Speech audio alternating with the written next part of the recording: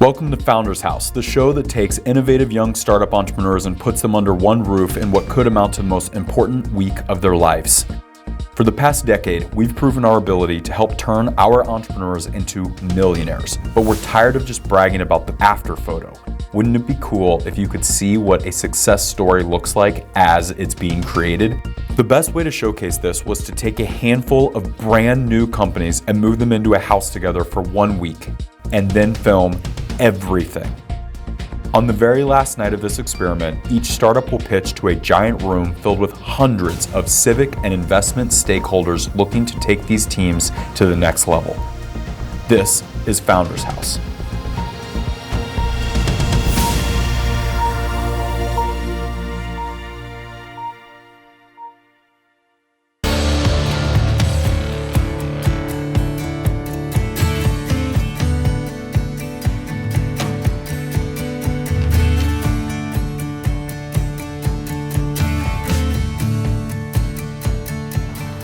My name is Ryan Stock, and I'm the founder of MindSport, and we are the #1 athlete meditation app in the world.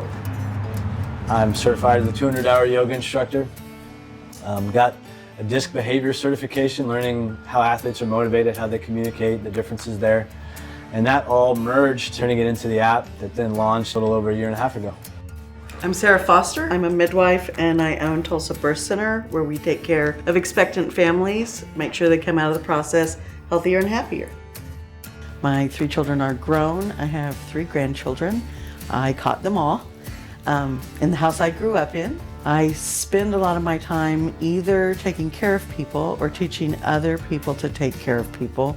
I'm Dave Robertson. I'm the founder of Flipperforce house flipping software. Started tinkering in a spreadsheet, and ultimately my goal was always to just get out of the corporate rat race. I'm Dylan Hargrave. I am the founder of Baby D's Bee Sting from Oklahoma. We are a small batch hot sauce company that specializes in making all natural hot sauces. First of all, I'm a husband and a father. My wife and I just had our first daughter. She's 5 months old. The biggest part of my life right now, for sure. I'm a competitive cyclist. Typically go out and I ride for about 150 miles a week. So to give you a little bit of extra context, some of these entrepreneurs know each other incredibly well because they went through the same cohort or the same batch as other people that are in this house. But we are a multi-state incubator, which means just because you enter at the same time as another entrepreneur doesn't mean you do so at the same state. So they have this one thing in common, which is that they're all owners of their own companies that have been through our incubator, but about half of them have never met each other at all. They have that one thing in common. Everything else, what they're selling and how they're doing it, is all different. I'm Sarah Yeager, founder of Everwild Florals, and Everwild provides hand-picked, designer-curated bouquets at everyday prices delivered right to your door. I am Josh Jackson. I am co-owner of Pro Day Athlete Development. We're the #1 athlete development center in Oklahoma. We actually host a combine that tests athletes on their speed, power, explosiveness, agility, and reaction. My name's Chris. I'm the founder of River Watch Beef. Our focus is producing 100% natural grass-fed beef and delivering it right to your door. Think of us as like an Omaha Steaks, but way better. I am Asia James. I am co-owner of Flexi, and we staff residential and commercial facilities with fitness instructors, put on classes, and personal training sessions. And I'm Mallory, the other co-owner, and we are from Missouri. They're right here in the living room. There's one step left to go before the party gets started. They've got to pick rooms. Let me remind you all that we know each other pretty darn well in office environments and conference rooms, but not in a residential setting, let alone there you might have to live next to some person or share some sort of living quarters. So this is a little bit ridiculous. So without further ado, I'm going to tell them all to go right now.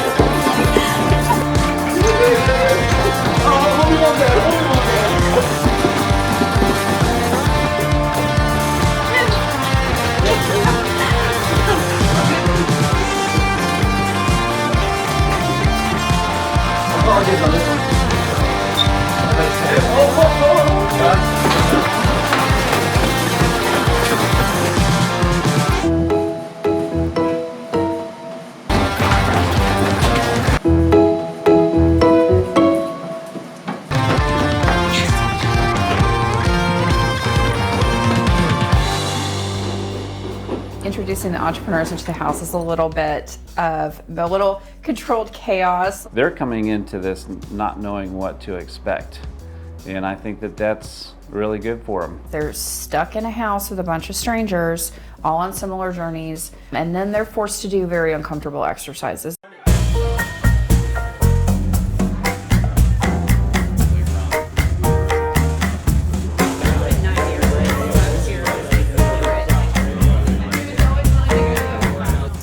Interesting coming into the house and meeting all these new people. It's obviously scary to meet new people, always it is. But when you know you're coming into a safe environment in that regard, it changes the feeling when you're walking in. When I was driving in the car, what I felt was a little bit of anxiety. Even though this was a very new situation for me and it's outside of my element on a lot of levels, I knew that I could trust the system because I knew that experience was going to be high quality. I'm guessing that no one here, when you did start your companies, pictured yourself living in a house with a bunch of other startups getting ready to pitch your company in front of a large room full of investors and peers. Were you nervous coming in here into this setup? Knowing that there's other people that are just as equally about it and this is a big step. I still have the mindset of yes, this is going to work, but at the same time there's I really hope this is going to work. There's some excitement, but there's also a little bit of anxiety, I suppose. My grandpa was an entrepreneur. He made eyeglasses in downtown Kansas City, and my grandpa had an adding machine, and I would sit there and I'd be pulling it, the tape would be rolling, and I'd be typing in all these things, and they'd say, "Chris, what are you doing?"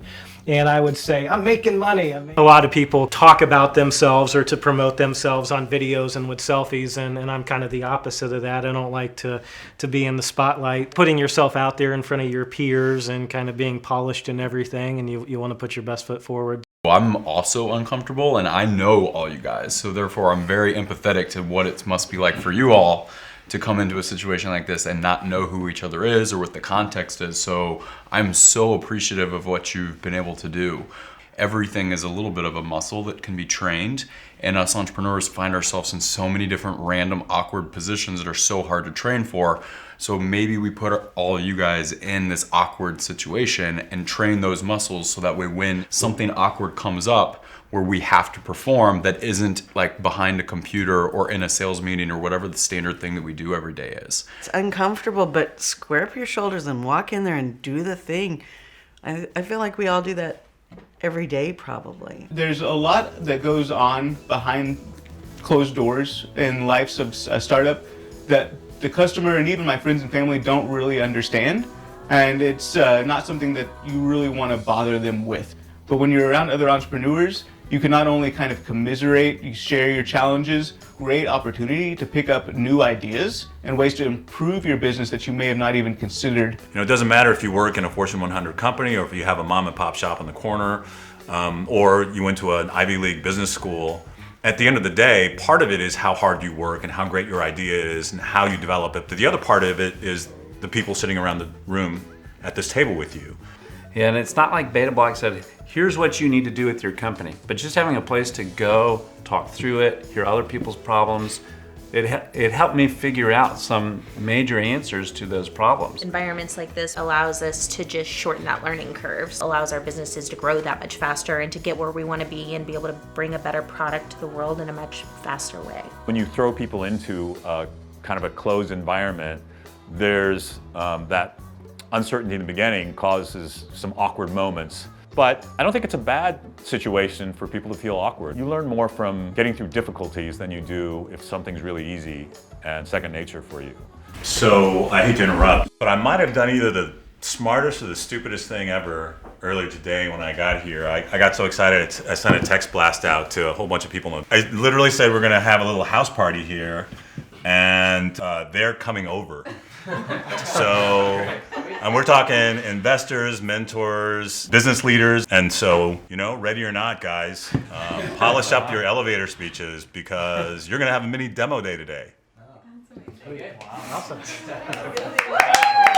So the best thing that our companies can do in this situation is network, network, network. They need to be talking to everybody in the room and have everyone know who they are, but also the value that they deliver, because you never know who's your next customer.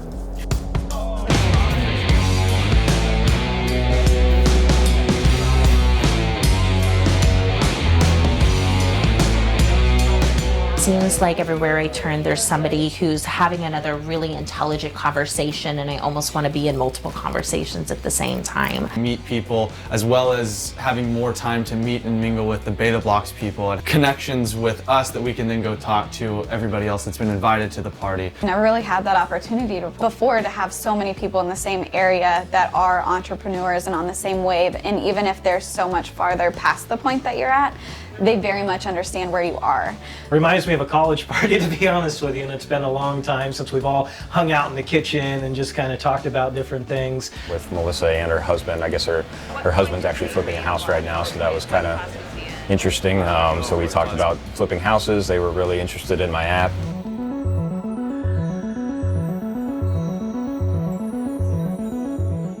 Met this guy. He is in the corporate leadership of Sonic restaurant group, and so he works a lot with franchises, and what's really cool about that is that's the direction I want to move in my company. I want to franchise. I had a really good conversation with Tim, and he just gave me a lot of inspiration about how you can take an idea and make it national in like no time. He's just had a lot of really smart ideas, and we were able to really chat about some of the things that we're doing here and how to get those off the ground. Cool to have very progressive thinkers in the house and to be able to engage with them in a non-formal capacity. So we're not pitching each other, but we're having a dialogue, and the dialogue's just kind of going everywhere. I don't see another environment where you could have those conversations one after another after another. You know, it's my job to walk into places. I walk into people's houses all the time, but I'm an introvert. As long as it's worthwhile and I have a specific job, that's great. But just hanging out with people, I just have a little list of things that I've learned to ask people so that they'll talk back to me. I don't know that I'm very good at it yet, but that's what I was thinking, is just engage, you know. I just met Ralph and Carol for the first time. They're several steps ahead of where I am in a similar process, and the advice that they were able to give me was extremely valuable. The amount of time I've saved just by talking to Carol and Ralph is easily at least 6 months of my process of learning how to navigate food manufacturing.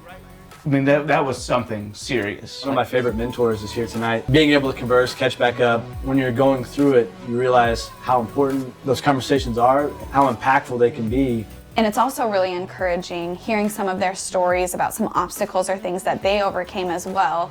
Once they pushed past it, it just propelled their business to that next level.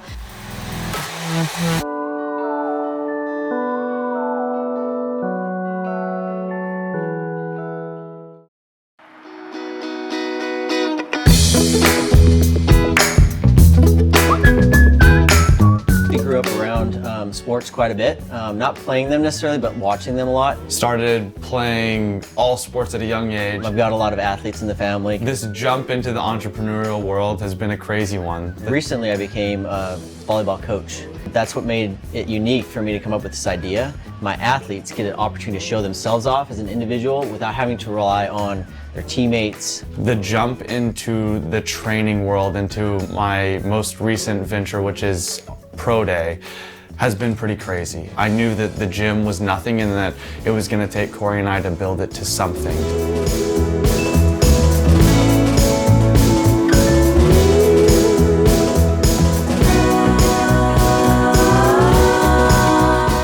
So how'd everybody sleep last night? Good. Okay, you guys partied kind of hard, but hey, everyone made it here. You survived. So what are your thoughts about yesterday? I've been debating a lot between whether I want to continue to do hand delivery as we expand out of the Kansas City market, or if I want to explore shipping in boxes. I brought a box too. It's actually a Courvoisier, it's a cognac box. But the packaging, the style, I think could be cool. So I brought it, you can check it out, you know what I mean? Yeah. I love how you're nerding out on boxes. Oh my gosh, boxes is like a science. I'm Nathan Korn, I'm the founder of Flex Pro Meals. We are an online meal delivery company. We deliver healthy food to our customers' front door nationwide. I was kind of looking for help. I knew what I wanted to do, so I needed some sort of network, and so that's why I was looking for something like Beta Blocks. We got chicken and waffles, which is kind of a classic favorite, and then Denver brisket skillet. So that's kind of what we do at Flex Pro, is like a meal delivery professional, raise the bar for our team, so we got to do something that's really creative.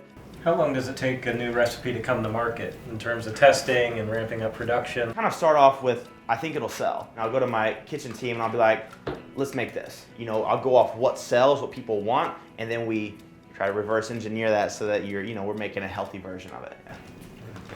What's your process for figuring out what does sell and what people want?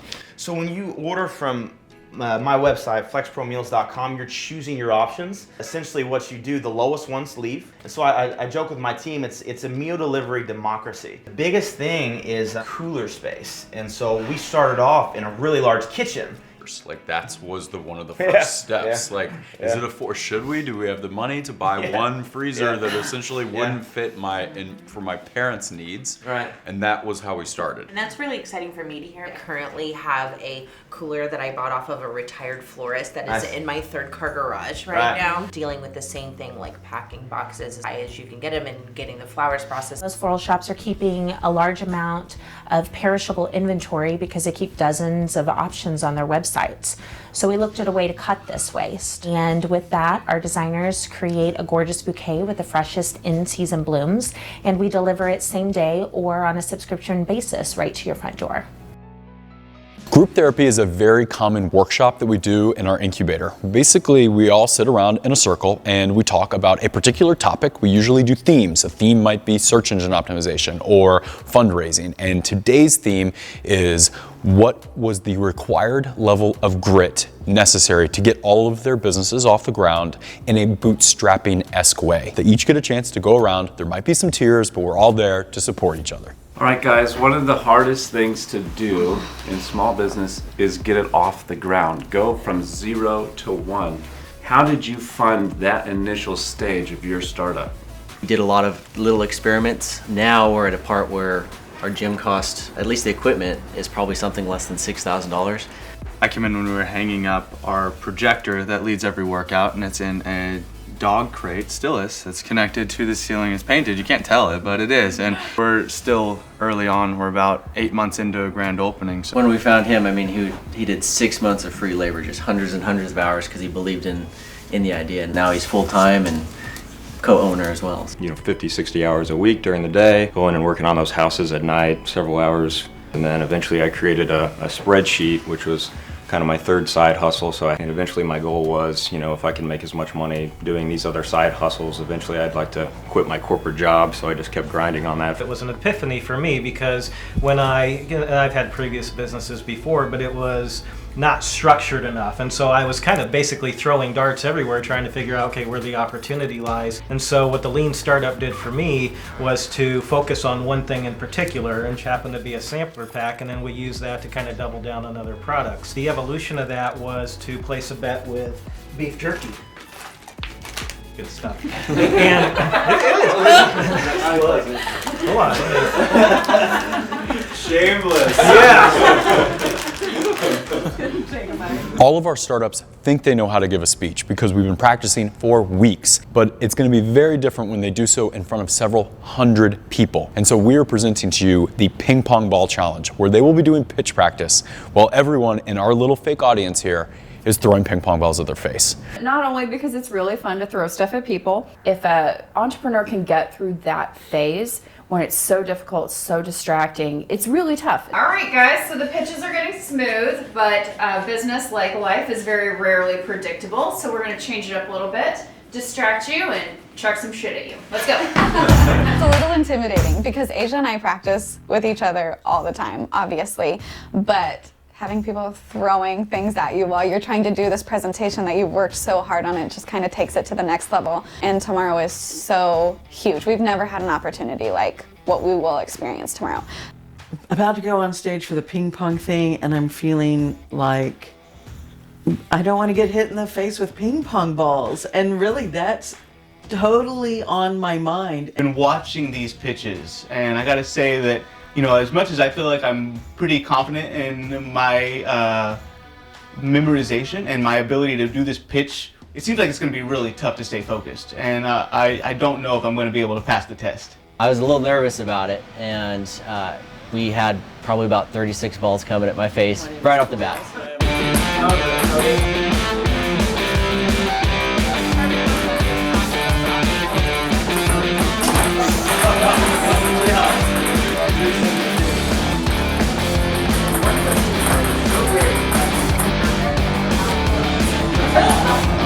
Some people could stand there and get hit in the face with the ball and continue talking with no issue. Others it was very distracting for and very difficult. They said I got hit in the face more than anybody else.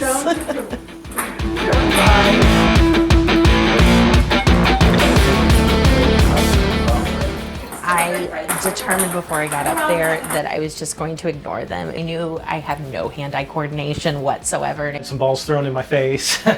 And they hurt too, and so, you know, there's still room for improvement. It was actually a lot more fun than I anticipated it to be. Ping pong balls didn't distract me quite as much as I thought they would. It was good to see that what we've been practicing, it prevailed the ping pong trial. I totally tanked. I froze about halfway through after getting pegged with about what seemed like 75 ping pong balls. I really dislike people throwing things at me. I hope I do better at demo day than I did in front of the ping pong balls, though. I didn't understand the point of the exercise. I thought it'd be funny, but it really does throw you off. It wasn't fun to go through, but I know it's going to make me a better speaker. The group therapy is actually one of my favorite aspects of what we do, because when you're doing a startup, when you're entering into that space, it's so easy to feel alone, to feel like you're on an island somewhere by yourself. And the reality is you're not. There's other people out there trying to do the same things that you're doing. There's others who have learned the lessons that you're trying to get through. And so to sit down with a group of people, share that, put it out there, see who's experienced it, what solutions they might have. It's very cathartic to be in that situation. Well, I think preconceived notions probably had more companies struggle with. So often somebody comes to the table and they think it needs to have these 10 things, and they haven't actually even talked to anyone yet. They haven't talked to their clients. But in their heads, they feel like they have to build these 10 things, and sometimes they go into great expense to do that. So I was building this app that I contracted out, and I was like, all right, I want this. And so these app developers come back and it's like, okay, $40,000. And Wes is like, you don't need all that shit, man. Just like have it do this, and this. And I was like, all right, we'll start there. When you're from a small town, you know, my big thing was, you know, I knew what I wanted to do, but there's all these challenges. And then when you talk to somebody about it, it's not, how do I fix this? It's, are you sure you should be doing this? No one gives a rip about your business. They care about you, and that's a risky move. They don't want you to be in harm's way. And that's great, I really appreciate it, but that's not gonna work for me.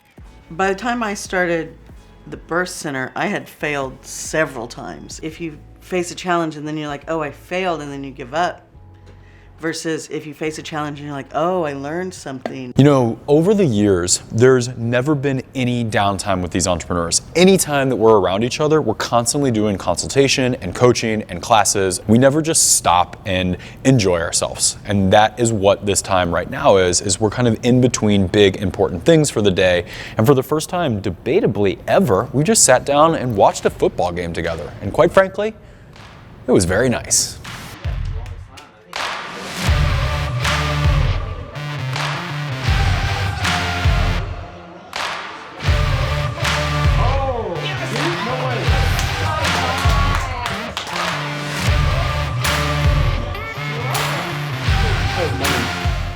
So I'm a baby of 4, and everybody in my family is very successful at whatever they choose to do. I have 3 older brothers, so I was always the youngest, the only girl. Definitely got picked on a little bit. My parents are entrepreneurs. They've always been entrepreneurs ever since I've been alive.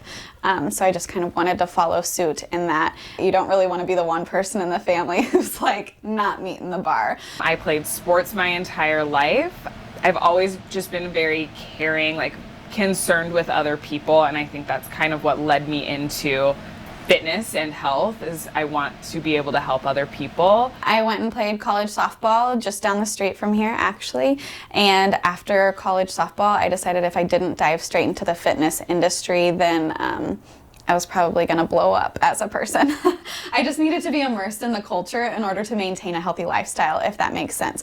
When people come into entrepreneurship and they've read Entrepreneur and Inc. and they've gotten all the glossy version, they forget how hard it is to start that 0 to 1. Just a different life path was when I found out I was pregnant, and we realized that it wasn't going to be well, we're married and we live in a house together and this is going to be super smooth. I was actually really terrified to tell Asia first and foremost. She can be intimidating sometimes. But a make or break for us, but we're both like makers in that situation. So it was either we're going to quit and go get regular jobs or we're going to freaking make this happen. I was like huge and pregnant, waking up at 5 a.m. to go train clients and like taking naps on random couches, like praying nobody walked in the door, you know what I mean? All of these crazy things, but it's something that we very easily could have allowed to deter us. But more than anything, it was like a motivation for us. Recognized really early on that I had to have the buy-in of my wife if we were going to do this. Who has absolutely no interest in hot sauce whatsoever. And as much as she loves to cook, also did not want to be in a food business. In our first year, we'd found some success locally, and we've been doing a lot of tabling events. And so we were on like our 5th or 6th weekend in a row of selling at a local pop-up. And we ran out of one of our products. And so she goes in to make the specific batch for this event. And she goes before the event, right? And then we have to be there for 8 hours. She's packing up to leave, and all of the products she made was stolen. Right from the loading dock, right? So $300 worth of sauce is just gone. And at that point in our business, we're just, I'm counting pennies. Everything matters, right? And it was just one of those moments where it was like, I get a call, she's talking to the police, I'm trying to set up. And it's like, it would have been so easy just to write off that day, and to say, let's just go home and let's just not do it. But, she got over there. We sold sauce for 8 hours. We sold every single bottle that we had.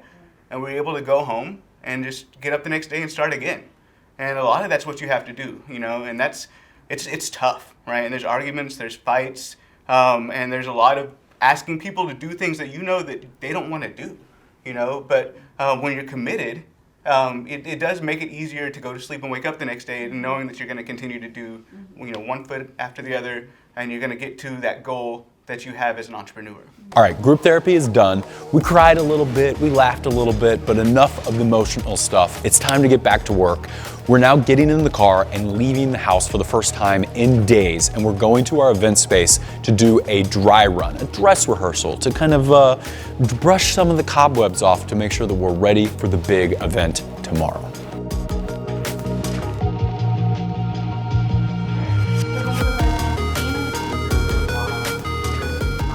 Dress rehearsal is important because overall production, you're going to want to see how everything kind of flows together. It's a little rough. It gets more polished, more polished, more polished, and then you're starting to see the finished product. It's happening and it's going to work.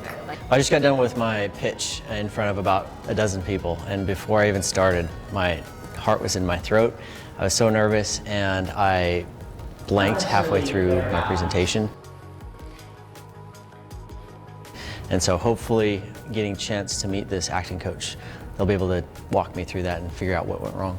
Most of what you say is not your words. Yes, your words need to be on point, but you're really communicating through your body and your presence. We want potential investors to believe in us, who we are, and what we're doing.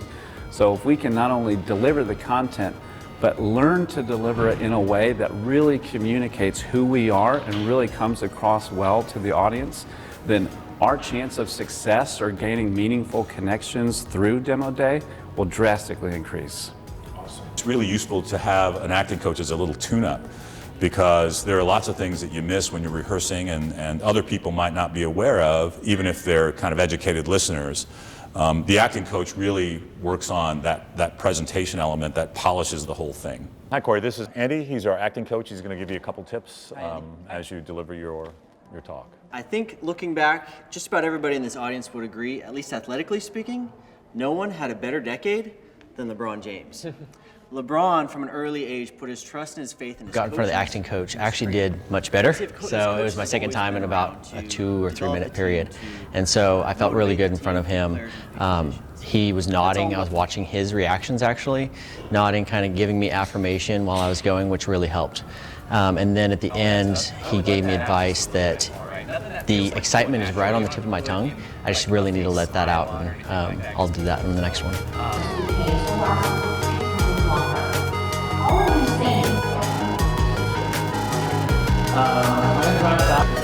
I think the more that we do it, then the nerves subside. So You know, as much as I'm confident with my public speaking, I am feeling a little bit anxious to go in front of an acting coach because he's a professional. And even contributed to our photos, sauce pairings, recipes, and more. Slow down, make sure that we hear that right out at the gate. And then what would you say is your favorite part? The biggest takeaway from the acting exercise was actually whenever he asked me what my favorite part of the presentation was, and that I could actually inject some emotion into that part to help really lighten up the speech. Andy gave us tips to emphasize the numbers that we're talking about or the impressive stuff that we're talking about so that people know that that is an impressive number, to just use a little more enthusiasm when talking about it, and maybe to pause after something important, which is good because since we have it memorized, we kind of just can run through it and we forget that other people need to hear the things that we want to emphasize about our business. So that was really helpful and we were able to apply it right away. Recommend is kind of framing certain ideas a little bit more, especially when you talk about what it is that you offer, right? How is that different? So being able to talk maybe with a little bit more energy about your idea. Text, and if you say it like it's a big deal, they'll think of it as a big deal. Right. Cool. Oh, yeah, we can do that.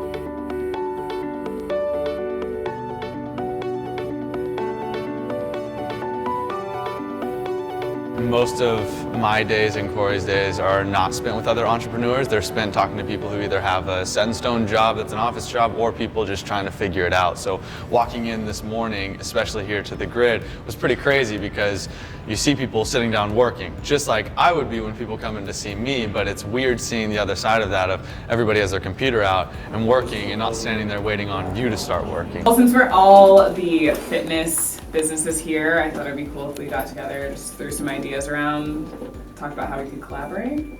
Yeah, we'd love to add that piece. We've already kind of started promoting it. Right. We're like, good, we're gonna do athlete mindfulness. So I'm glad that we get a chance to talk to you this week and we want to move forward with some kind of idea. And so now they offer training through us, and if they offer, It's been eye-opening because seeing how different all of our businesses are, but we still have very similar problems or goals that we're working towards or through. So it's been a blast.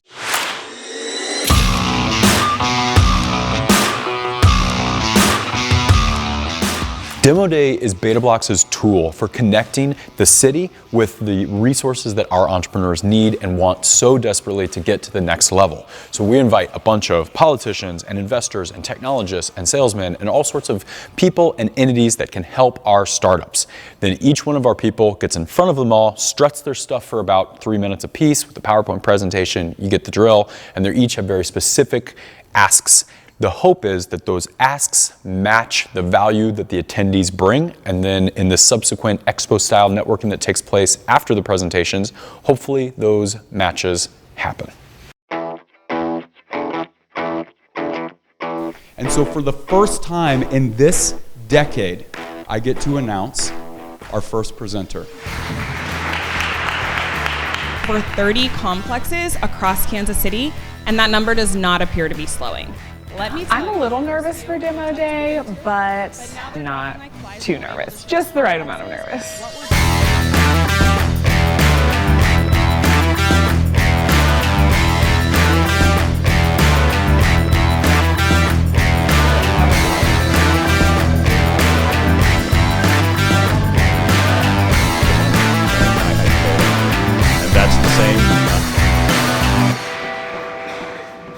I think it went really well.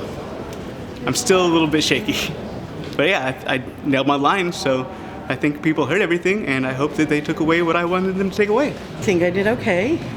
I faked a few lines, but I don't think anybody noticed. Our pitch went really well. I was a little nervous, but I think we did a great job and remembered all the lines, knocked it out of the park. I'm really excited that it's over and we did it. I'm surprisingly impressed. I couldn't have been any more prepared for it. I think I stumbled on a period of time where I didn't say anything, but I don't think the audience really caught it. Thank God I nailed it. But I think it's the same feeling that I've had whenever I run a marathon, is that you prepare and then finally you just have to do it. And at the end of it, you think, I did it, and it just feels really good.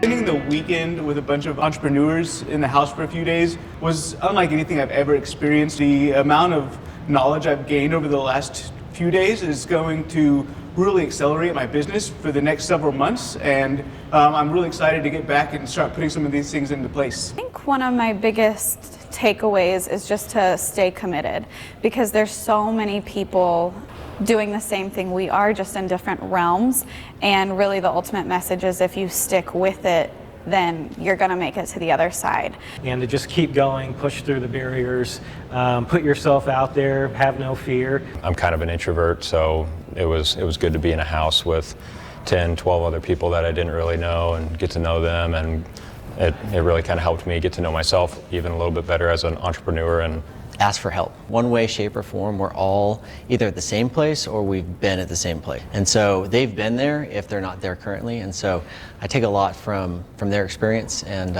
listen very well about it.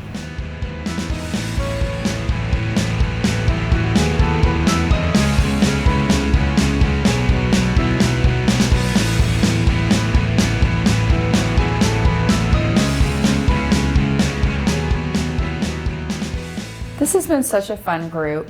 Like, everyone is really willing to explore the process, to do the work. They all have really good companies, really great ideas. They know what their business is about. They're also hungry and receptive. It's how they've progressed to where they are with their companies. It's why they have the success that they are seeing. Tomorrow and the next week, it's all about being open to what comes next with respect to how people react to their presentation today. The follow-up is really, really important, because you can say a lot of great things, and sometimes all it takes is a little bit of reaching out to close that deal or to close that round of funding. And if you neglect that part, then you may have missed out on something really great happening. Something very magical happens when entrepreneurs convene, and I am very confident that Founders House has proved that this weekend, and we hope that you agree. Now, we have a lot of work to do, because what you just saw at Demo Day, that is kind of like a first date. All the important things that we want to get out of the audience and all the milestones that our entrepreneurs need to reach, it all happens in the subsequent months and weeks and years after Demo Day. And so our job is not done. It's only just started.